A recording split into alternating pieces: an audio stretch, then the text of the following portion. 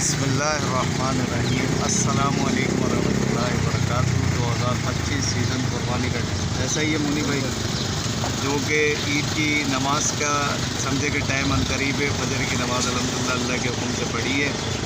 इस साल मंडी की सूरत हाल ये थी कि हैदराबाद के अंदर कल के चांद रात यानी कि बुध वाले दिन तक, ईद से 2 दिन पहले तक अल्हम्दुलिल्लाह कहीं मंडी गिरी हो या ना गिरी हो, पर हैदराबाद में नहीं गिरी। मंडी बहुत अच्छी चली और अल्हम्दुलिल्लाह अल्लाह के हुक्म से बहुत अच्छा नफ़ा उठाया। अल्लाह ने पेट भर के रोज़ी दी।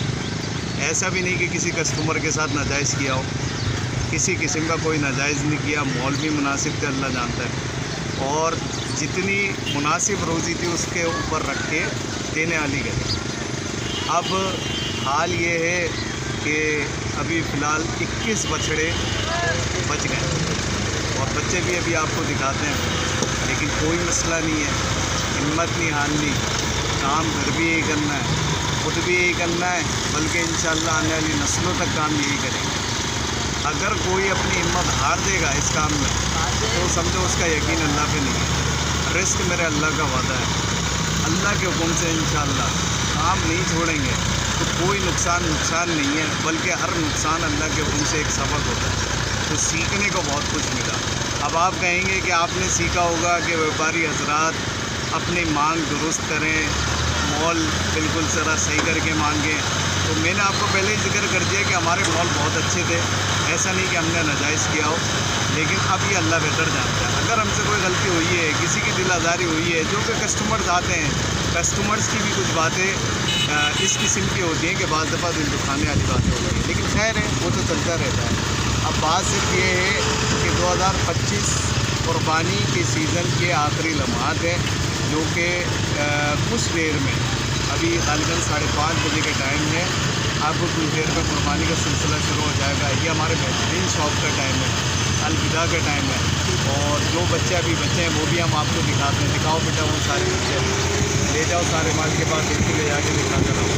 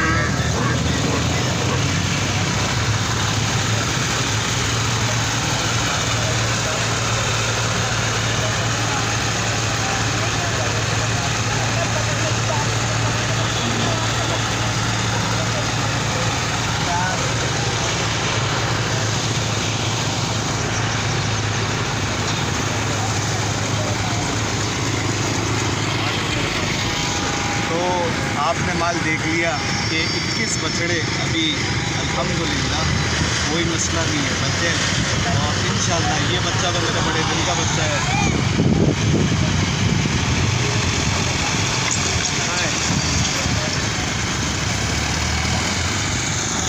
तो कोई मसला नहीं है, इंशाअल्लाह उल अज़ीज़ जो जाएगा उसको खुशी से बराबर में देंगे, जो नहीं जाएगा उसको पालेंगे, ईद के बाद बेचेंगे। तो शौकीनों को बताने का मकसद सिर्फ इतना था कि कुछ गमगीन घड़ियाँ हैं। गम सिर्फ इस बात का है कि शौक़ का टाइम जा रहा है, बाकी नुकसान का किसी चीज़ का गम नहीं है। नुकसान मेरा अल्लाह किसी को नहीं देता, सबका भला करता है। अगर सबने ही महंगा बेचना था तो जिन लोगों ने आसरे छोड़ दिए थे कुर्बानी के, तो वो कुर्बानी कैसे करते? तो अल्लाह तो सबका है ना। तो अल्लाह ने अपने हबीब के सदक़े सबके लिए आसानी की।